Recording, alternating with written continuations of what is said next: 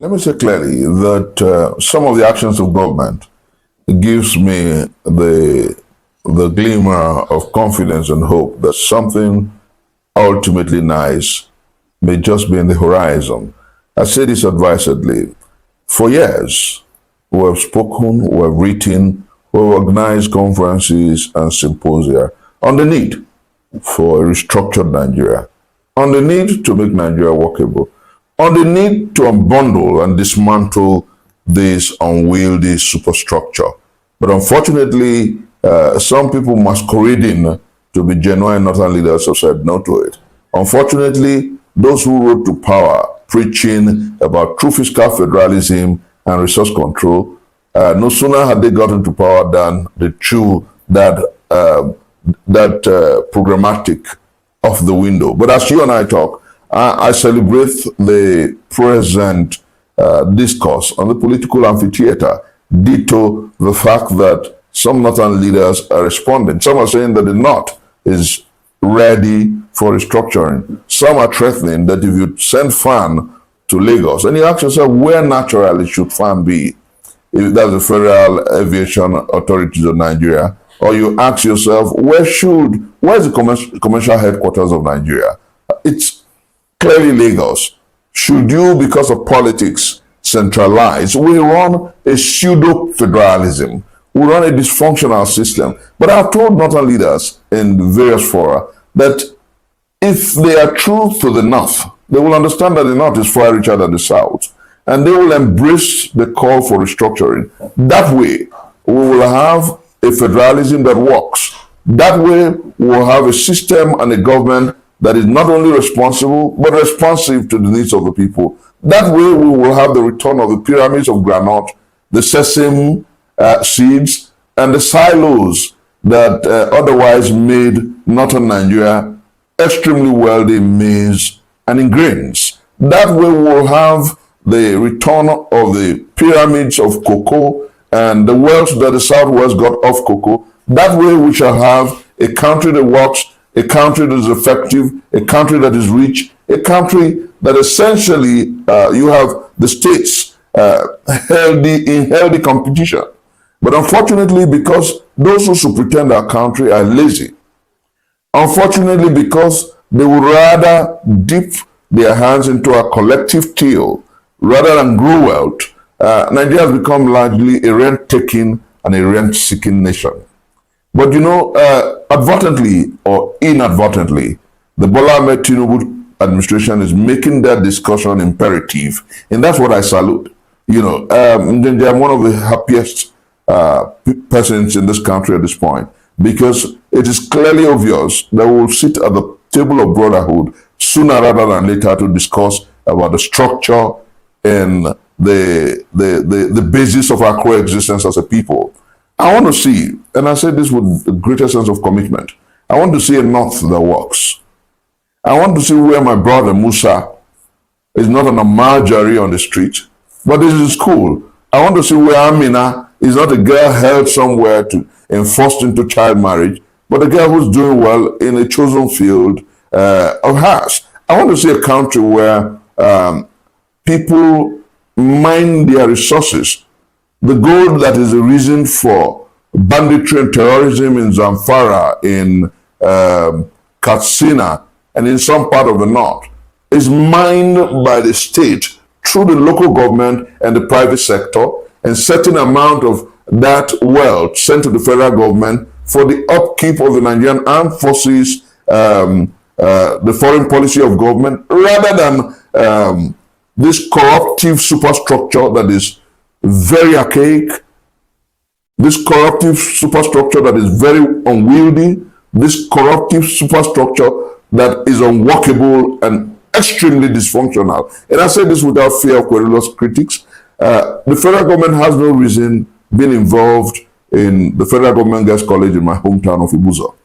The federal government has no reason being involved in the purchase of newspapers and laptops in the Federal Government College Janiki in Lagos. The federal government has no reason being involved in road construction in Abia State or Sokoto State. States should take control of their resources, and be responsible for this. And I tell you, there is no state in this country that does not have mineral resources. And then interestingly, the greatest human resource is mankind, the human resource. The greatest resource anywhere in the world is human resource. What wealth does Singapore? Are you aware that Singapore has the most prized passport in the world? Do they have mineral resources?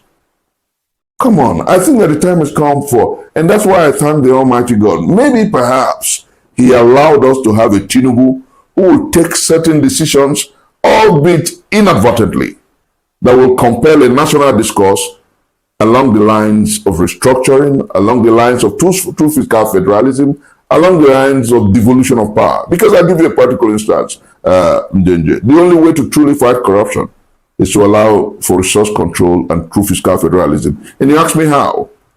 If you were from Delta State and you know that the town of Uborikoko around the Saple Warrior axis has 60,000 barrels of crude oil, and your local government chairman through the state governor says, oh no, it is 30,000 barrels of crude oil, the local community will challenge it. That's how to fight corruption. That was what happened in the First Republic. When the corruption for which the First Republic was terminated was 10%ers. Remember Nzogu and Co. 10%ers. Now you don't have 100%ers. They steal everything and tell you to go to hell. But you know what? The way to get responsible and responsive leaders is to ask the people of Zamfara to control their gold. And you find out that the governor will not bring Chinese to exploit their gold and tell them that there's nothing. You find out that a Jakarta steel mill would have been working by now.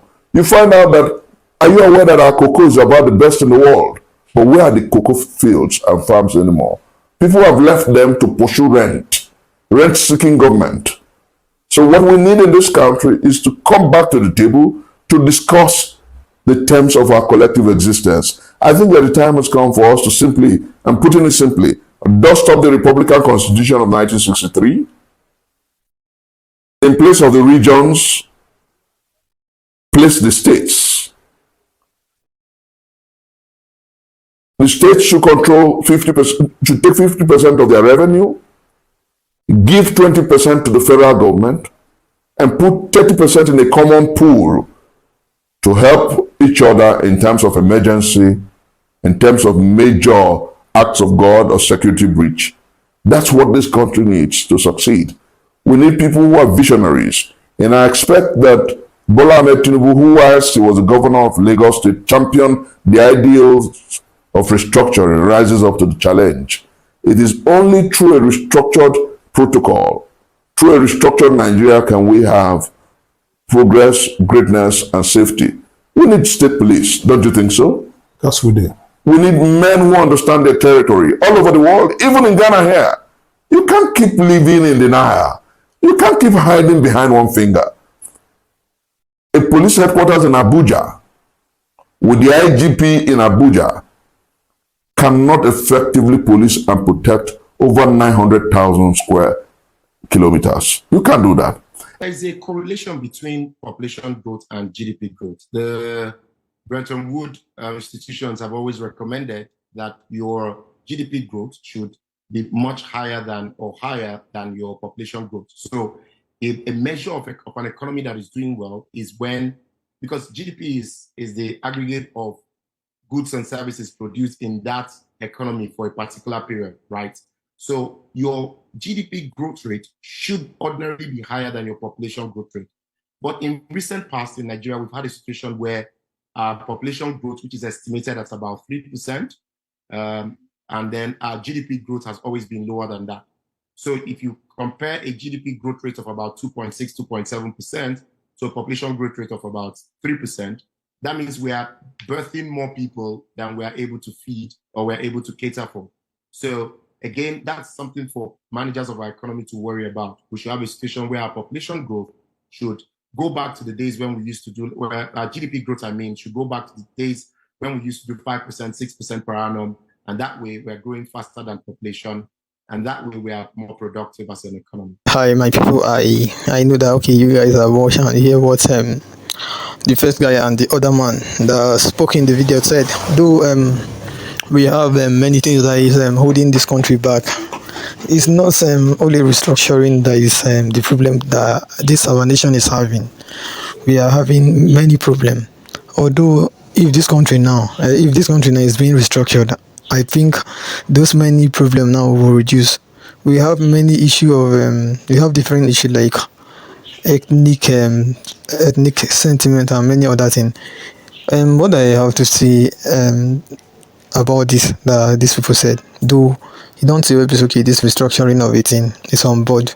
But why me, I don't take it serious. It's even though okay this country is being restructured now, there are some states where it's okay, state like Kogi, Plateau and many other states where it's okay, it's not only one tribe that is there. Okay, how are they going to like survive now? It's okay, this issue of ethnicity and many other things where it's okay with the talk, you go enter those states where it's okay we mentioned too. Because even though okay this country now is being restructured for every state now to have control over their resources now. Okay, what about the people? It's okay, they're inside the states. What are they going to? I mean the different tribes? So it's okay, they're inside some states. How are they going to be able to enjoy? It's not going to be possible. I think it's the ruling party or anybody will be say okay, your own person they rule for that state. Now them go still they enjoy. The only thing will be say okay they can favor this country that we are now is division pata. If not, I'm not sure say okay something will help this country out of the mess web okay they don't tell web okay they talk about all these things web okay they go on for inside this our nation. And though northern people make I talk to owner, it's just that okay owner will be northerners, they too lazy. If not okay, if this country is to be restructured stuff, I think now owner will benefit because I know it's okay northern people now get plenty land web okay owner go fit farm do whatever thing web say owner want, but based on say una dey lazy down, I don't want to do anything like on our own because of the oil and many other things wey be say okay dey for south na im make una no make this country restructured. Though for those of you wey be say okay una get anything wey be say okay na wan talk concerning this issue, you should drop your thoughts for comment section. And also if na today be your first time, make you like, make you share, make you subscribe. Thank you.